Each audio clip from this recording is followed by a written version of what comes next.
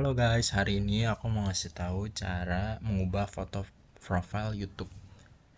Jadi yang pertama tuh kalian bisa buka YouTube Studio kalian. Setelah masuk ke YouTube Studio, kalian bisa klik penyesuaian. Masuk ke penyesuaian, kalian bisa pilih yang bertulisan foto ini ya. Ada tulisan ubah, kalian klik ubah. Kalian pilih foto yang ingin kalian ubah atau kalian gak pakai untuk foto profile YouTube kalian.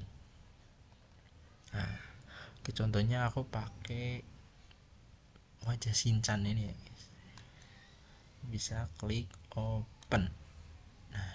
Kalian bisa atur mana yang ingin kalian gunakan gitu untuk foto profile kalian. Nah, setelah selesai kalian bisa klik selesai. Nah, setelah udah ganti ini, kalian bisa klik publikasikan. Dia lagi loading dulu. Nah, baru sempat berubah. Udah sih. Kita refresh dulu.